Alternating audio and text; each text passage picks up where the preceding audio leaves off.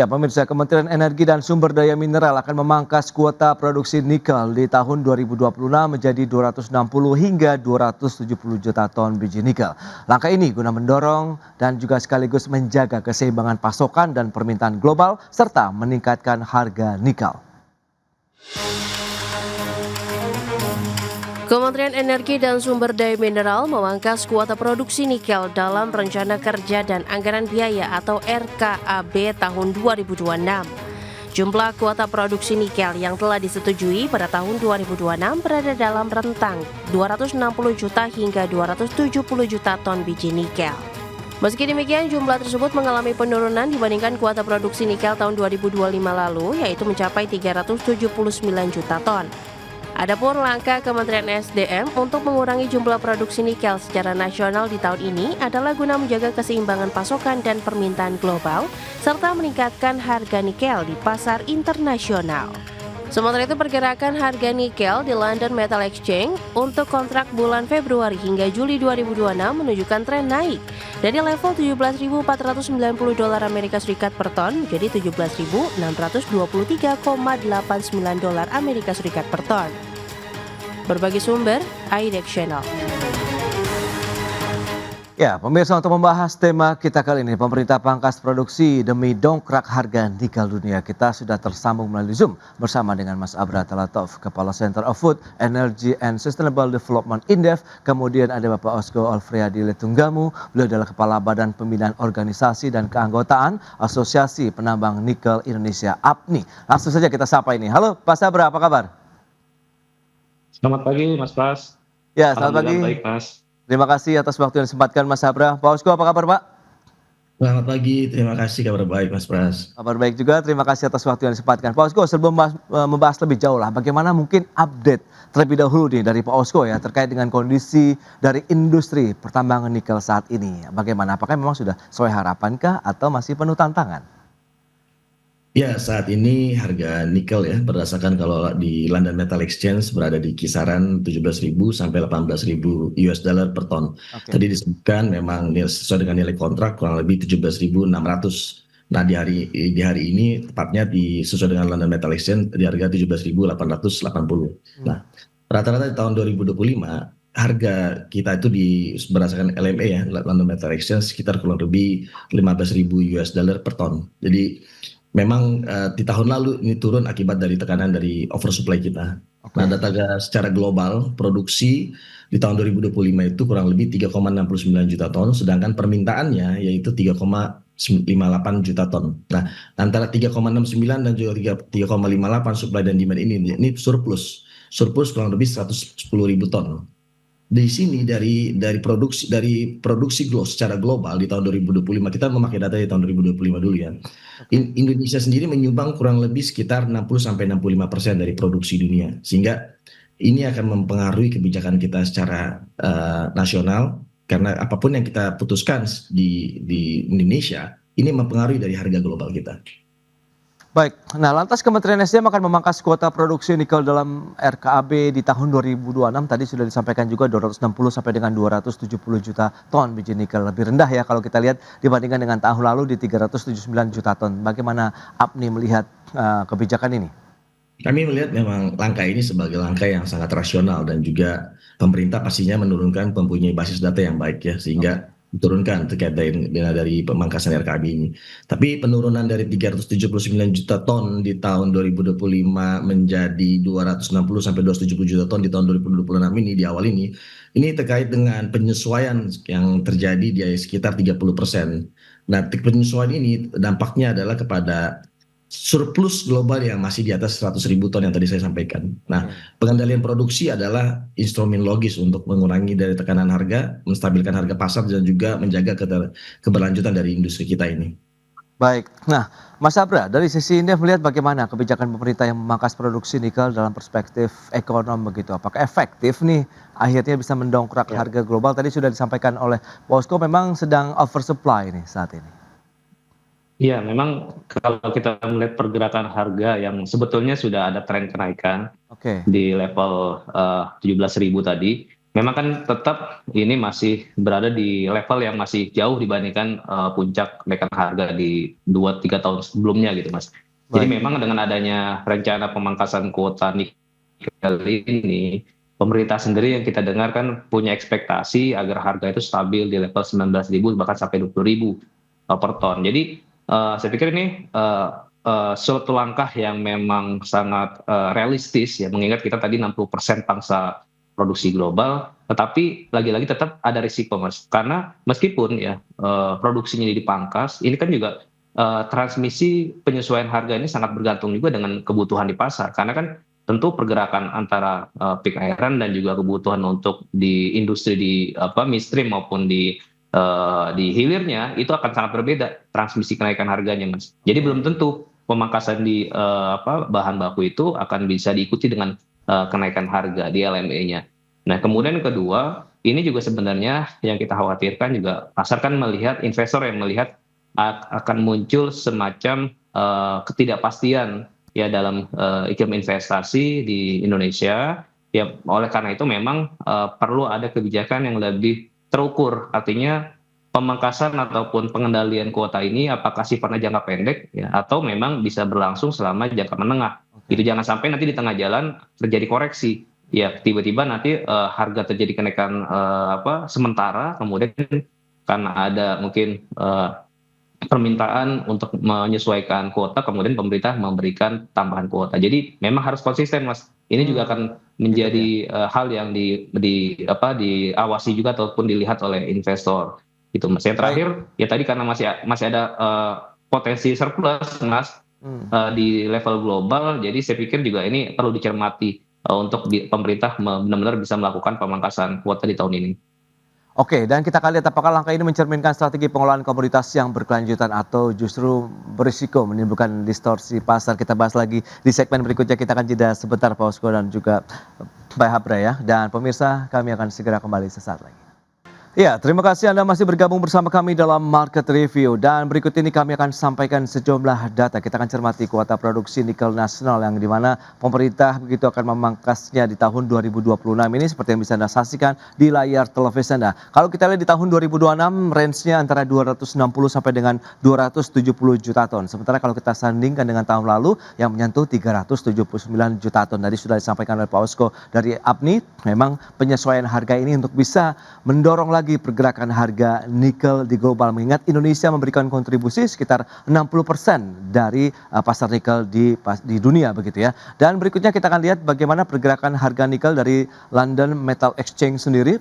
Ini kita lihat pergerakannya di kontrak Februari, Maret, April, Mei, Juni, Juli mendatang. Kita lihat trennya naik terus. Nampaknya upaya pemerintah begitu dengan beberapa waktu lalu sudah diumumkan rencana Indonesia untuk bisa mengurangi produksi nikel Indonesia ini memberikan satu sentimen ya terhadap pergerakan harga nikel di pasaran dunia dari 17.293 dolar Amerika per ton ini melonjak hingga 17.623,89 dolar Amerika Serikat per ton untuk kontrak di bulan Juli 2026. Dan selanjutnya kita lihat negara dengan cadangan nikel terbesar di dunia, ini negaranya mana saja. Ya, kita lihat ada Australia, ada 21 juta ton, menyusul di posisi kedua. Indonesia juga dengan nilai yang tidak jauh berbeda, 21 juta ton. Kemudian menyusul ada Brazil, Rusia, dan Kaledonia Baru. Itu dia negara dengan cadangan nikel terbesar di dunia. Dan kita akan lanjutkan kembali perbincangan bersama dengan Mas Abra Talatov dari Indef, kemudian juga dari Bapak Osko Alfriadi Letunggamu dari APNI. Baik, kita dengan data-data yang tadi sudah disampaikan, Mas Abra, lantas bagaimana Anda melihat begitu? Apakah nanti ada kekhawatiran distorsi dari pasar global apabila memang kita akhirnya memangkas produksi nikel dunia, sementara kita tahu ada kebutuhan juga untuk pengolahan nikel di dalam negeri ini, Mas Abra? Iya, saya melihat bahwa respon pemerintah untuk melakukan pengendalian kuota ini mempertimbangkan tadi adanya excess supply global. Dan justru saya melihat ini semestinya ya pasar global bisa menerima dengan baik karena konteksnya adalah bagaimana produksi ini juga perlu dilihat lagi agar tata kelolanya bisa diperbaiki. Apalagi kan juga dalam konteks Indonesia kita punya isu mengenai tata kelola di industri nikel terkait dengan lingkungan. Ya, jadi distorsi ini akan bisa kita hindari jika pemangkasan kuota ini diikuti juga dengan basisnya adalah bagaimana daya dukung lingkungan. Jadi Oke. harus ada fair polisi juga. Jadi kebijakan harus fair juga terhadap masing-masing pelaku usaha. Kemudian sisi kepatuhan dan juga produktivitas. Jadi tidak bisa dipukul rata. Yang kedua, distorsi juga bisa kita hindari jika pemerintah bisa memberikan sinyal kebijakan yang sifatnya jangka menengah panjang. Jadi tidak reaktif, tidak hanya jangka pendek. Jadi selama 3 sampai 5 tahun ada multi-year visibility, dilihat bagaimana perencanaan antara supply dan potensi atau proyeksi demand ke depan, sehingga industri juga bisa merencanakan bagaimana produksi ore-nya juga, kemudian smelter feed-nya, dan juga bahkan untuk capex-nya juga bisa di planning secara lebih terukur gitu. Itu akan mengurangi resiko buat industri. Jadi saya pikir justru pasar mestinya bisa merespons secara positif dari kebijakan pemerintah ini.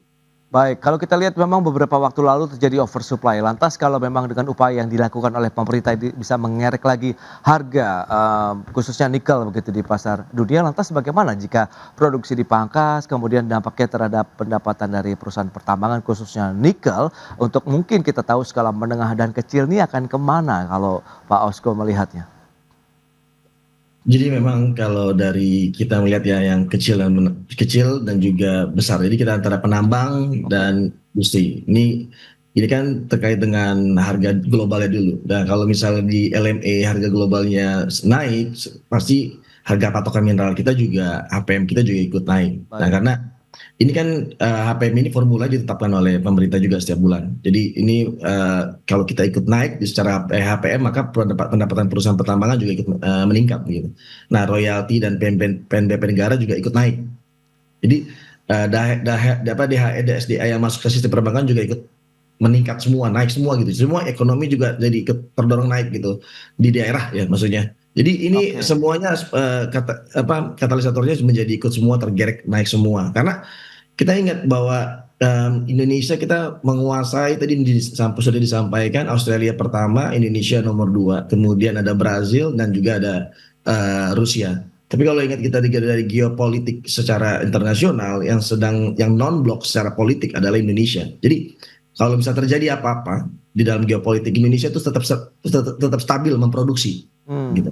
Sedangkan yang lain yes or no. Jadi tadi ketidakstabilan malah sebenarnya di pihak negara lain, bukan di Indonesia. Kalau Indonesia pasti memproduksi 60-65%. Maka kalau kita mengendalikan supply kita, maka ini harga nikel kita di dunia akan terdorong naik menjadi 18.000 sampai 20.000 ton. Kalau 18.000 sampai 20.000 US dollar per ton, dampaknya adalah ke harga patok mineral kita. Kalau HPM kita naik, artinya ore kita kalau kita menjual lebih naik lagi, sehingga pengusaha lebih terjaga lagi, mereka punya margin gitu. Jadi menurut hemat saya, pemerintah sudah dalam frame yang baik sekali untuk menjaga permainan global di dalam industri nikel ini. Berarti memang dari pergerakan harga nikel di global ini memberikan dampak yang cukup kuat juga ya terhadap kinerja dari perusahaan-perusahaan pertambangan nikel khususnya begitu di Indonesia. Nah, apakah kebijakan ini yang sudah dilakukan oleh pemerintah ada potensi misalnya mengganggu kontrak ekspor, kemudian pasokan bahan baku smelter di dalam negeri nih Pak Osko? Ya, kalau terkait dengan harga yang tekanannya yang dampaknya, ini bisa ekspansi produksi kan agresif di tahun 2023 sampai 2025. Surplus global kita kurang lebih 110 sampai 120 ribu ton. Ini tekanan harga ya yang disebabkan oleh dari yang tadi disebutkan, bahwa ini faktor yang penyebabkannya ini sangat penting sekali. Di Cina sendiri, di Tiongkok itu terjadi perlambatan dari produksi stainless steel. Nah, normalisasi dari pertumbuhan dari EV global ini juga memainkan juga peranan yang penting. Jadi dampak kita terhadap pendapatan perusahaan pertambangan menjadi volume menjadi turun, tetapi harga menjadi naik 10-15% kurang lebih. Baik. Oke. Nah, lantas dari Indef sendiri melihat bagaimana kalau memang tadi sudah disampaikan harga ini sangat sensitif dalam mendorong dari sisi penerimaan negara juga. Kemudian bagaimana margin dari perusahaan juga ikut terdongkrak kalau memang harga nikel di pasaran global juga ikut naik ini Mas Abra. Anda melihatnya bagaimana? Mungkin dari sisi pajak, royalti maupun devisa hasil ekspor juga. Ya Mas Pras, jadi memang implikasi dari pemangkasan kuota ini ya sangat bergantung dari dua sisi. Dia bisa berakhir positif, ya bisa berakhir juga negatif. Oke. Tergantung tadi pergerakan harga dan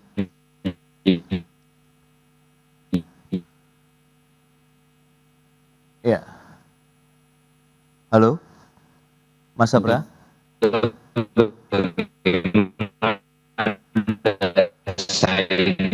kita dalam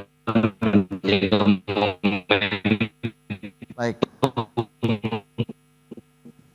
Ya, nampaknya kami mengalami gangguan komunikasi dengan Mas Abra. Ya, nanti kita akan lanjut kembali ya di segmen berikutnya pemirsa, sambil kita menantikan seperti apa nanti upaya untuk bisa memperbaiki jalur komunikasi, dan pemirsa tetaplah bersama kami. Ya, terima kasih Anda masih bergabung bersama kami dalam Market Review, dan kita akan lanjutkan kembali perbincangan bersama dengan Mas Abra Talatov, kemudian juga ada Bapak Osko Alfriadi Letunggamu dari APNI. Nah, kita akan coba menyapa kembali nih. Halo Mas Abra.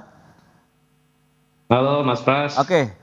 Baik, Mas Abra, tadi mungkin bisa dilanjutkan kembali kalau kita lihat dengan kondisi yang tadi, kemudian bagaimana Anda melihat dampaknya terhadap penerima negara, karena tadi sudah disampaikan Pak Osko juga bahwa ya dengan pergerakan harga nikel yang naik ini berarti memberikan satu keuntungan tersendiri juga nih, baik dari sisi pemerintah maupun pelaku usaha ataupun pelaku industri pertambangan nikel sendiri, Mas Abra. Iya Mas, jadi pemangkasan kuota ini tentu bisa punya dampak dua sisi Mas, bisa positif bisa negatif, tergantung nanti apakah pergerakan harga yang naik tadi itu sifatnya bisa permanen gitu, artinya bisa konsisten dalam jangka menengah. Tetapi kalau kenaikannya hanya price spike, hanya jangka pendek, kemudian terjadi fluktuasi kembali, itu tentu akan mempengaruhi penerimaan negara kita. Jadi tentu PPh, PPN, royalti dan juga devisa ekspor itu bisa kita harapkan meningkat jika harganya tadi stabil di level 19.000 sampai 20.000 dolar per ton. Dan tetapi ketika nanti ada resiko terjadinya perubahan kebijakan di tengah jalan, ya tiba-tiba nanti ada pemberian tambahan kuota untuk sebagian pelaku usaha, itu juga akan menimbulkan sentimen yang tidak positif Mas, akan mengganggu pergerakan harga yang konsisten naik tadi. Dan ya tentunya di tengah sekarang situasi fiskal kita yang semakin ketat, kita berharap bahwa kebijakan ini bisa konsisten sehingga bisa dibaca secara jelas oleh investor, dan pemerintah juga mestinya memang tetap fokus untuk mendorong hilirisasi juga Mas. Jadi justru nanti yang akan kita dapatkan itu bukan hanya dari sisi penerimaan atas kenaikan harga, tetapi bagaimana investor bisa lebih yakin untuk terus melakukan ekspansi investasi di Indonesia, terus mendorong hilirisasi smelter, sehingga produknya bukan hanya produk di tier 1 atau tier 2, tetapi sampai tier keempat, produk yang punya nilai tambah yang tinggi, kemudian seperti salah satunya untuk pembangunan baterai EV dan sebagainya, sehingga kita mendapatkan momentum penerimaan negara tuh dari sisi itu, yang punya nilai tambah yang jauh lebih besar dibandingkan dari sisi penerimaan dari royalti ataupun devisa hasil ekspor aja Mas Pras. Oke, nah itu dia. Lantas bagaimana Pak Osko melihat dengan posisi ataupun info yang baru disampaikan begitu? Adakah mungkin bisa dikatakan begitu pintu-pintu lain begitu yang bisa dimanfaatkan untuk bisa mendorong lagi penerimaan negara dari industri nikel sendiri begitu Pak Osko? Iya, jadi memang ini kan kita berpikir terkait dengan harga ya dan industri kita. Kita bikin simpel aja, karena lebih baik kita menjual di 260 juta ton dengan harga yang lebih sehat daripada kita 379 ton dengan harga yang tertekan. Jadi ini kan ada balancingnya, tinggal kita sama-sama hitung, dan pastinya pemerintah sudah menghitung sebelumnya. Oleh karena itu dikeluarkanlah pemangkasan dari produksi nikel dan LKAB tersebut. Nah, dari pelaku kecil dan sambil menengah, stabilitas harga itu penting. Jadi jangan sampai fluktuatif. Tadi Pak Abra sampaikan juga, memang saya setuju. Memang tidak bisa harga tiba-tiba naik, tiba-tiba turun, atau RKAB tiba-tiba ditambahkan, kuotanya lebih ditambahkan secara tiba-tiba, itu juga mempengaruhi juga. Kan lebih baik kita lebih berjalan lebih konservatif dan juga stabil daripada kita terlalu fluktuatif. Nah, poinnya adalah lebih baik kita menjual di harga menjual 260 juta ton dengan harga yang sehat daripada kita menjual besar ya 379 tapi harganya sangat kecil sekali. Kita aim untuk mencapai ke 18.000 sampai 20.000 US dollar per ton. Nah, Itu sebenarnya yang penting buat kita. Oke. Nah, lantas kalau misalnya memang pemangkasan produksi yang sudah dilakukan, ada kekhawatiran tidak sih akhirnya Indonesia justru akan kehilangan pangsa pasar di global tadi, meskipun Anda katakan tadi kita cukup mendominasi saat ini, Pak Osko? Kalau kehilangan pangsa pasar kita risikonya kecil ya. Karena tadi juga semua data, secara global kita tahu tadi Australia nomor 1, Oke. Indonesia nomor 2, dan kita memainkan geopolitik yang sangat-sangat baik sekali dan sangat seksi untuk investor. Jadi dengan kontribusi kita 60-65% supply dunia, ini cadangan yang besar yang kita miliki dan juga ekosistem smelter yang terintegrasi itu membuat posisi kita menjadi tetap kuat. Karena kita akui di Indonesia ini kita banyak sekali smelternya. Jadi ini smelternya banyak, cadangannya banyak, geopolitiknya kita netral. Jadi Oke. kepastian dari supply nikel di pasar global itu untuk Indonesia sudah pasti. Oke. Sedangkan Australia, kemudian tadi di Brazil, Rusia, mereka memainkan geopolitik yang sangat berbeda. Mereka punya blok. Oke, oke, oke. Itu dia ada satu nilai plusnya lah ya dari sisi Indonesia sebagai produsen nikel dunia. Nah, lantas kalau kita bicara mengenai pembatasan lagi nih, Mas Abra, apakah bisa akhirnya memperkuat lagi agenda hilirisasi, kemudian transisi energi Indonesia? Mengingat nikel juga ada bahan baku utama ya, baterai kendaraan listrik ini, Mas Abra. Ya, Mas, memang kita semua berharap agar agenda besar hilirisasi ini bisa semakin kuat, karena yang dibutuhkan adalah kebijakan khususnya terkait dengan pasokan ore tadi yang stabil dan predictable, Mas. Stabil dan predictable. Sehingga itu nanti untuk smelter juga bisa memproyeksikan kebutuhan produksi agar kapasitasnya pun bisa optimal, tidak underutilized gitu. Karena kan mereka membutuhkan capex dan opex-nya juga yang besar. Dari itu juga kita bisa menjadi price leader juga di pasar global. Jadi yang kedua, kita juga perlu tentunya ingin mendorong agar industri itu juga semakin efisien. Dan ada grading ore-nya tadi bisa mendorong agar justru menjadi stimulus buat industri kita agar menghasilkan produk yang berkualitas dan berdaya saing, termasuk di produk di hilirisasi turunan. Apalagi sekarang sebagai contoh, Mas, Uni Eropa ingin agar produk baterai EV kita punya paspor. Oke. Nah, itu kan jadi isu baru nih. Artinya kita lagi-lagi tidak bisa hanya mengandalkan kekuatan dari biaya yang murah, tetapi juga harus ada value-nya. Nah, salah satu value-nya tadi bagaimana produksi kita efisien dan juga bisa berwawasan lingkungan yang tadi di-drive oleh pemerintah untuk momentum mengatur tata kelola. Kuotanya dibatasi dalam konteks kita ingin menunjukkan kepada dunia bahwa memang industri kita adalah industri yang bertanggung jawab terhadap aspek lingkungan, sosial, dan sebagainya gitu, Mas Pras. Baik, baik. Pak Osko, lantas bagaimana Anda melihat dengan hilirisasi begitu? Apakah ini menjadi momentum yang tepat juga begitu kita bisa meningkatkan hilirisasi ataupun produksi peningkatan nilai tambah di dalam negeri begitu tahun ini? Iya, kalau dalam jangka pendek ini pengendalian supply kita, jangka panjang percepatan hilirisasi, diversifikasi dari pasar, penguatan ESG dan efisiensi. Nah, nilai tambah baterai itu jauh lebih tinggi ya dibanding dari ore nikel. Oke. Nah, investor itu melihat 3 hal: stabilitas harga, kepastian pasokan, dan juga kepastian dari regulasi. Nah, ini kita harus pastikan dari stabilisasi dari harga ini meningkatkan dari investasi kita gitu.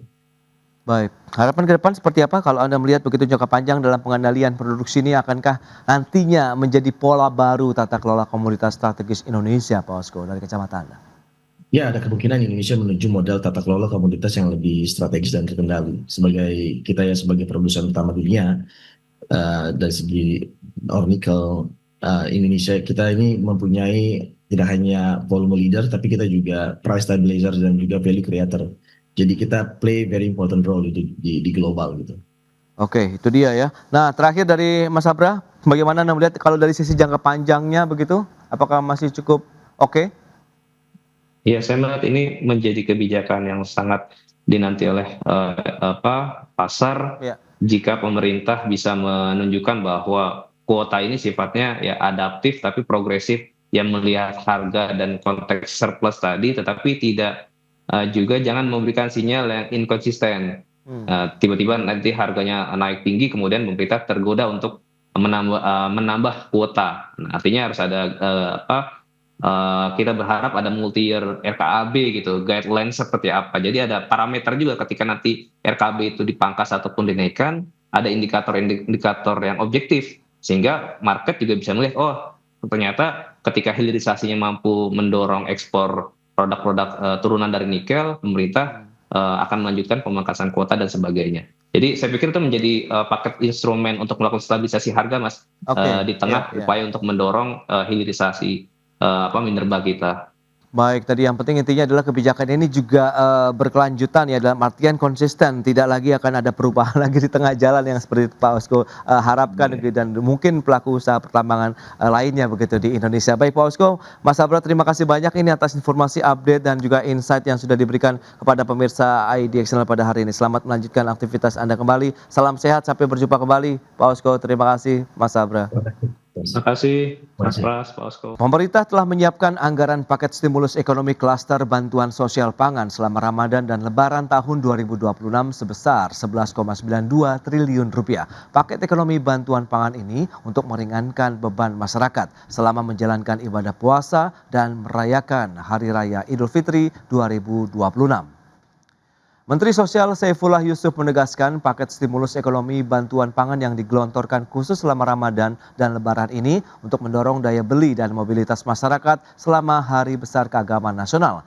Penyaluran bantuan pangan dengan anggaran sebesar 11,92 triliun rupiah ini untuk memperkuat sisi permintaan dan menjaga daya beli masyarakat kelas bawah atau desil 1 hingga 4. Di mana pemerintah menggelontorkan bantuan pangan berupa 10 kg beras dan minyak goreng 2 liter. Bantuan pangan ini akan disalurkan selama 2 bulan yang dimulai pada bulan Ramadan atau Februari 2026 dengan target penerima manfaat sebanyak 35,04 juta keluarga penerima manfaat. Untuk bulan Januari, Februari, dan Maret. Artinya ini insya Allah sampai Lebaran. Penerima manfaat itu sifatnya dinamis, karena kita berpedoman kepada data tunggal yang telah dimutakhirkan secara berkelanjutan oleh BPS. Maka itu penerima manfaat bisa jadi di triwulan pertama dapat, di triwulan kedua dapat, mungkin di triwulan kita tidak dapat. Atau sebaliknya, ada yang belum pernah mendapatkan, nah sekarang kemudian mendapatkan bantuan sosial. Baik pemirsa, untuk membahas tema kita kali ini, menjaga resiliensi daya beli saat Ramadan dan Idul Fitri 2026, sudah tersambung melalui Zoom bersama dengan Mas Yusuf Randy Manilat, peneliti ekonomi KOR Indonesia, dan juga Bapak Abdullah Mansuri, Ketua Umum Ikatan Pedagang Pasar Indonesia IKAPI. Langsung saja kita sapa ini. Halo Mas Yusuf, apa kabar?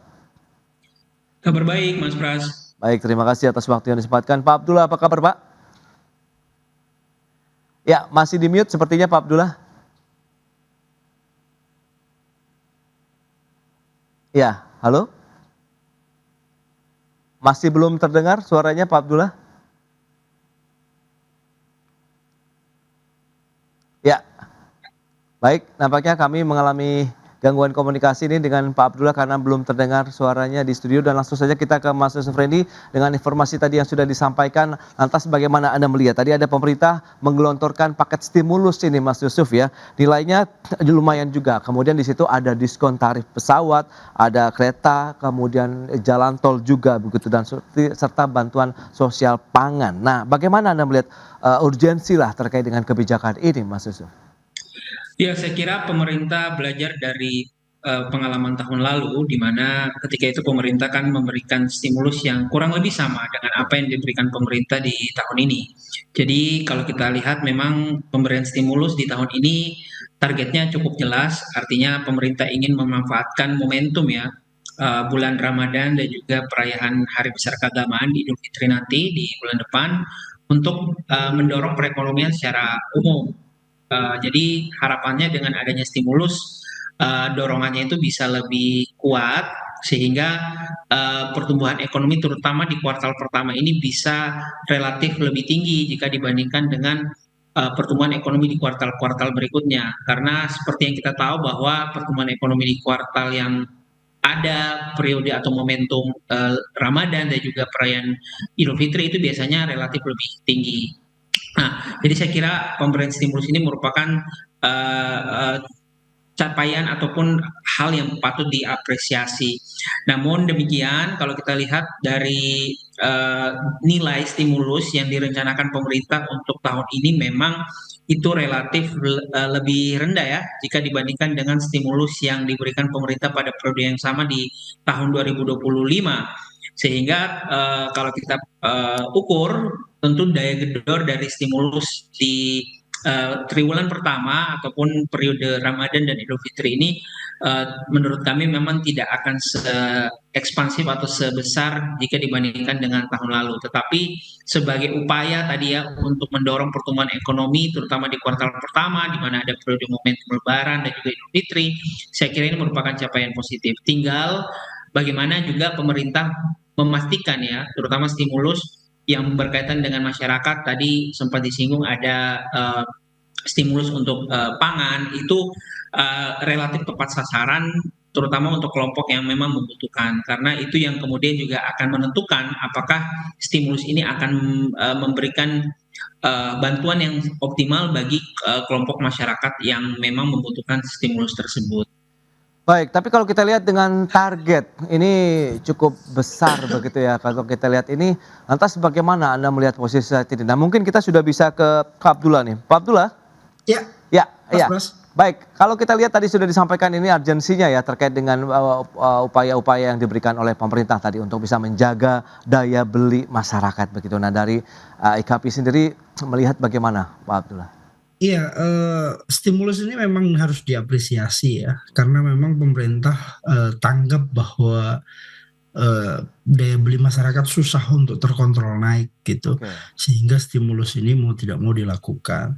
Tetapi bagi saya yang paling penting adalah sekarang menjelang Ramadan, pemerintah fokus pada peningkatan daya beli masyarakat. Itu yang pertama. Yang kedua, kami melihat ya dan terus mengingatkan agar data pangan yang dimiliki oleh pemerintah itu sesuai dengan fakta di lapangan. Kenapa? Ya. Karena ada stimulus yang harus disebarkan, ada MBG yang terus bergerak ya, kebutuhannya pasti juga tinggi. Sedangkan daya beli masyarakat menjelang Ramadan di fase pertama, fase kedua, fase ketiga, nanti saya jelaskan fasenya, itu membutuhkan produksi yang cukup tinggi. Nah, itu yang harus diukur dan dihitung, jangan sampai disampaikannya datanya ada, barangnya ada, tapi faktanya nanti akan terjadi kekacauan. Itu penting menjadi catatan. Baik, tapi kalau kita lihat dengan pergerakan harga saat ini menjelang Ramadan begitu, Anda melihat masih cukup stabil atau bagaimana? Mengingat ini memang akan ada bantuan pangan yang akan diberikan juga oleh pemerintah begitu, Pak Abdullah. Iya, sebenarnya kalau kenaikan harga saat ini itu memang tidak ada efek dari itu semua karena cabai yang cukup tinggi ya, cabai rawit merah, bawang merah, minyak goreng itu tidak ada efek dari itu kecuali minyak goreng ya yang nanti juga ini menjadi catatan untuk kita was-was karena di pasar sendiri belum sampai pada titik HET, masih cukup tinggi di atas HET. Tapi sisanya kami rasa ini faktor-faktor lain. Mungkin agak detail kalau kita menjelaskan faktor-faktornya. Secara garis besar saja kalau cabai rawit dan bawang merah itu karena faktor cuaca ya, lebih banyak, lebih dominan faktor cuaca. Kalau ayam dan telur itu lebih banyak faktor pakan yang harganya cukup tinggi sehingga terdongkrak naik. Nah, ini yang harus diantisipasi karena apa, Mas Pras? Catatan kami belum ada kenaikan daya beli masyarakat, tetapi ritme kenaikan itu terjadi. Ini yang harus dijaga karena tidak akan lama lagi. Ya. Kenaikan lebih sekitar, Mas Pras? Ya, silakan Pak. Kurang lebih sekitar 1 minggu atau 1 minggu yang akan datang ya, 1 minggu menjelang puasa itu dimulai atau 3 hari menjelang puasa itu kenaikannya cukup tinggi biasanya ya setiap tahun 10 tahun terakhir itu kenaikannya cukup tinggi permintaannya. Jadi itu yang harus diwaspadai. Mulai saat ini kita bisa pantau satu persatu lebih detail pangan apa yang ritme kenaikannya konsisten, itu yang harus dijaga agar ada agar ada antisipasi sehingga harganya tidak tinggi. Itu yang perlu dilakukan ya, antisipasi juga yang dilakukan oleh pemerintah untuk bisa menjaga harga tetap stabil. Nah Mas Yusuf, dengan target sekitar 35,04 juta keluarga penerima manfaat atau KPM untuk bansos pangan ya, ada beras 10 kg, minyak goreng 2 liter. Lantas sejauh mana bantuan ini akhirnya efektif ya meredam tekanan harga pangan bagi kelompok masyarakat miskin desil 1 dan 4 yang memang menjadi fokus dari pemerintah selama Ramadan tahun ini, Mas Yusuf?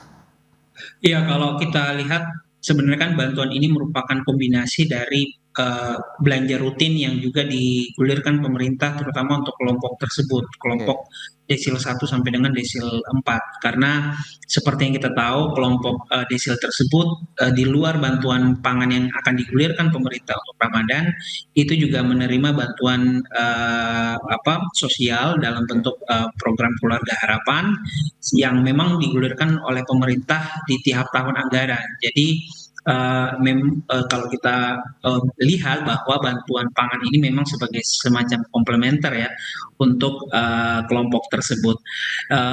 Lebih jauh kalau menurut kami justru yang juga tidak boleh terlupakan, tadi kita berdiskusi mengenai daya beli, adalah kelompok yang berada satu tingkat desilnya di atas kelompok yang menerima bantuan. Katakanlah misalnya desil 5 dan juga desil 6 ya. Karena kalau kita perhatikan memang kelompok ini relatif terbatas dalam mendapatkan bantuan pemerintah. Baik bantuan yang sifatnya reguler maupun bantuan yang khusus untuk perayaan hari besar keagamaan, Idul Fitri maupun bulan Ramadan. Nah sayangnya kalau kita lihat secara proporsi kelompok ini sebenarnya relatif cukup besar ya proporsinya dalam pembentukan konsumsi rumah tangga, sehingga ketika kelompok ini tidak mendapatkan bantuan dan di saat yang bersamaan daya beli mereka tertekan, maka dorongan melakukan konsumsi untuk kelompok yang tidak mendapatkan bantuan ini juga akan ikut tertahan. Nah ini yang kalau kami kira juga perlu diantisipasi karena sekali lagi pemerintah kan ingin mengejar target pertumbuhan ekonomi yang tinggi dan target pertumbuhan ekonomi yang tinggi yang bisa menopang target secara keseluruhan itu bisa didapatkan di kuartal pertama ini karena ada faktor momentum Ramadan dan juga Idul Fitri. Jadi jangan sampai terlepas. Di luar itu saya kira juga perlu diantisipasi adanya faktor kenaikan harga barang dari kebijakan pemerintah ya. Misalnya MBG ini kan kalau kita ikuti katanya akan tetap digulirkan pemerintah selama periode Ramadan dan kalau kita berkaca pada pemberian program MBG di tahun lalu itu sempat juga menjadi salah satu faktor kenaikan harga komoditas pangan, lebih spesifiknya telur ya ketika itu karena permintaannya memang mengalami kenaikan. Jadi jangan sampai kebijakan pemerintah itu justru mendistorsi harga kemudian jadi mengalami peningkatan yang nantinya itu yang akan terkena dampak tidak hanya kelompok menengah ke bawah tetapi juga kelompok menengah secara spesifik. Jadi hal-hal seperti ini unintended faktor itu yang kemudian perlu diantisipasi. Jadi kita tidak menyangka-nyangka faktor tersebut jadi pendorong tetapi ternyata menjadi pendorong. Seperti itu Mas Pras. Baik, itu dia yang perlu diantisipasi juga oleh pemerintah terkait dengan pergerakan harga karena ada kebutuhan lain begitu yang memang menyedot bahan pangan seperti program AMBG ini. Tapi kita akan lihat bagaimana dengan upaya-upaya fluktuasi harga tapi yang sudah ditekankan oleh Pak Abdullah Mansuri adalah bagaimana mendorong daya belinya dari masyarakat sendiri ya untuk bisa mereka melakukan konsumsi rumah tangga. Kita akan bahas lagi di segmen berikutnya, kita akan jeda sebentar ya Mas Yusuf dan juga Pak Abdullah Mansuri dan pemirsa. Kami akan segera kembali usai pariwara berikut ini. Ya, terima kasih Anda masih bergabung bersama kami dan kita akan lanjutkan kembali perbincangan kali ini masih bersama dengan Bapak Abdullah Mansuri, Ketua Umum IKAPI, kemudian juga ada Mas Yusuf Randy Manilet dari CORE Indonesia.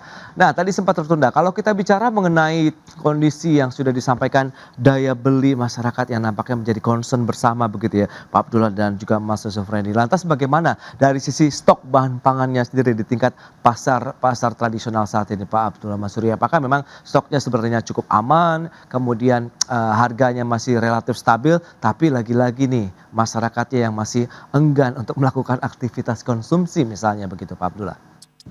Iya, Mas Pras, kalau stok saya rasa masih relatif bisa terjaga ya, masih relatif bisa aman karena memang daya belinya juga masih belum tinggi. Oke. Kecuali di beberapa hari-hari libur seperti Sabtu Minggu itu memang ada peningkatan tetapi tidak signifikan.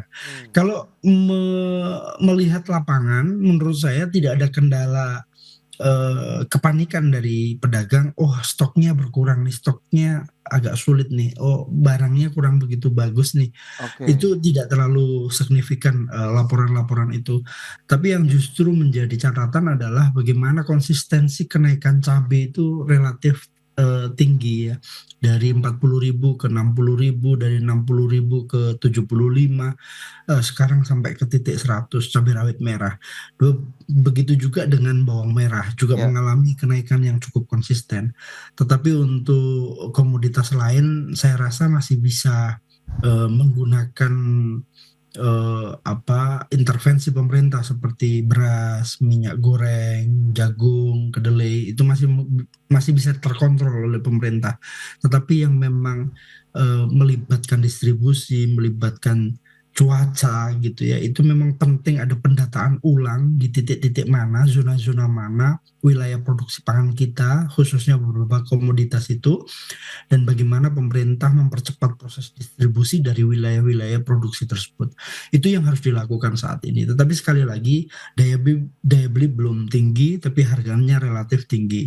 Ini yang harus ada intervensi dari pemerintah. Nah, langkah dari teman-teman di KPI sendiri sejauh ini apa nih Pak untuk bisa oke lah tadi kita bisa meningkatkan daya beli juga, apakah memang mencoba untuk bisa menahan dari pergerakan harga bahan pangan sendiri di pasaran atau bagaimana? Atau sebenarnya supply and demand-nya ini sudah mencapai titik keseimbangan atau demand-nya sudah mulai tinggi sih sebenarnya kalau Anda sampaikan tadi mulai ada pergerakan? Kalau kami sendiri memang setengahnya sudah berserah diri ya, sudah pasrah gitu. Baik. Apapun yang terjadi ya udah yang penting kita jualan, daripada kita terjadi problem dan banyak persoalan lebih baik ya udahlah jualan. Tetapi biasanya kami menggunakan cara komunikasi dengan pelanggan kami. Contoh, cabai rawit merah karena harganya cukup tinggi, karena mereka sudah ngomelin kita, maka opsinya adalah kita komunikasikan. Bisa nggak dicampur antara cabai rawit merah dengan cabai rawit hijau katakanlah, atau cabai rawit merah dengan keriting karena kebetulan yang keriting relatif lebih turun.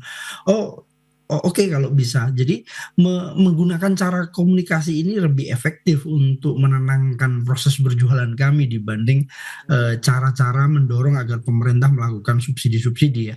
Jadi itu cara-cara yang saat ini kita lakukan dan kami menunggu momentum kenaikan harga beberapa hari ke depan sebenarnya untuk agar jualannya lebih banyak daripada hari-hari sebelumnya.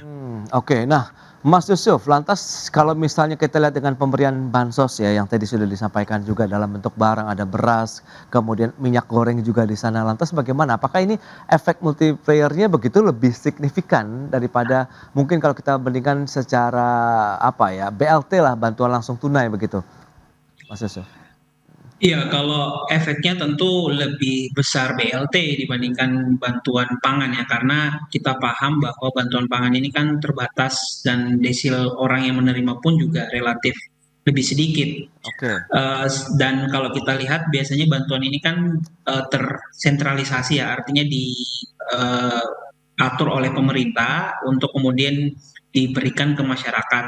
Nah, sementara kalau kita bicara efek multiplier, ketika misalnya pemerintah langsung memberikan BLT itu relatif lebih punya potensi dalam memberikan efek lebih besar. Mengingat ketika masyarakat misalnya diberikan bantuan atau uang tunai, mereka bisa membelanjakan uang tunai tersebut, katakanlah misalnya di warung-warung terdekat mereka, di pasar-pasar terdekat mereka. Jadi itu yang menurut kami sebenarnya justru memberikan peluang ya. Bantuan pemerintah itu tidak hanya kemudian memberikan dampak positif ke penerimanya, tetapi juga ada efek rembetan ke pedagang, kemudian produsen yang berada di kisaran tempat di mana bantuan ini digulirkan gitu. Jadi memang ini merupakan salah satu konsekuensi ya kalau seandainya kita bicara bagaimana cara dari penyaluran yang dilakukan secara sentralisasi. Nah, lebih dari itu saya kira juga perlu dipastikan juga karena biasanya di bulan Ramadan ini kan pergerakan harganya itu memang tidak eh, sama antara satu daerah atau satu provinsi dengan provinsi yang lain. Itu menurut kami perlu diperhatikan. Ada satu provinsi yang kenaikan harga untuk komoditas pangan strategisnya itu cukup meningkat signifikan karena tadi ya permintaannya tinggi sementara suplainya terbatas. Sementara di provinsi yang lain itu relatif stabil. Nah, yang biasanya pemerintah keteteran itu adalah ketika kenaikan di provinsi lain ini tidak bisa diantisipasi. Nah, makanya sedari dini sejak sekarang pemerintah bekerja sama dengan stakeholder terkait, termasuk di dalamnya asosiasi pelaku usaha untuk memetakan mana daerah atau provinsi yang punya potensi kenaikan harga untuk pangan strategis karena tadi kekurangan stok atau supply sehingga nantinya di bulan Ramadan nanti itu kemudian diisi oleh daerah yang kelebihan stok. Jadi saling mengisi di sana. Nah, ini yang kami kira perlu diorkestrasi gitu ya oleh pemerintah dalam hal ini misalnya mungkin Kementerian Pertanian ataupun misalnya Badan Pangan Nasional ya yang sekarang saya kira cukup strategis dalam menjalankan tupoksi tersebut. Nah, Mayastur, dengan momentum Ramadan Lebaran biasanya kan demand-nya tinggi. Sementara tadi Pak Abdullah Mansuri masih menggarisbawahi terkait dengan daya beli masyarakat. Anda melihat bagaimana terkait dengan aktivitas ekonomi kita, potensinya, kansnya begitu di bulan Ramadan tahun ini? Apakah akan lebih rendah dibandingkan dengan tahun lalu dan sebelumnya atau bagaimana? Secara umum di sepanjang tahun 2026 kami menilai memang pertumbuhan ekonomi di 2026 ini akan relatif melambat ya di kisaran 5,0 hingga 5,1. Jadi dia berpotensi melambat dan dengan asumsi tersebut kami juga menilai pertumbuhan ekonomi di kuartal pertama itu juga akan berada di kisaran 5,0 hingga 5,1. Tetapi jika dibandingkan dengan tahun lalu kami kira masih ada peluang pertumbuhan ekonominya itu akan masih cukup positif atau lebih baik lebih tinggi dibandingkan periode yang sama di tahun lalu karena ada faktor lain selain konsumsi rumah tangga yang akan ikut mendorong pertumbuhan ekonomi di kuartal pertama.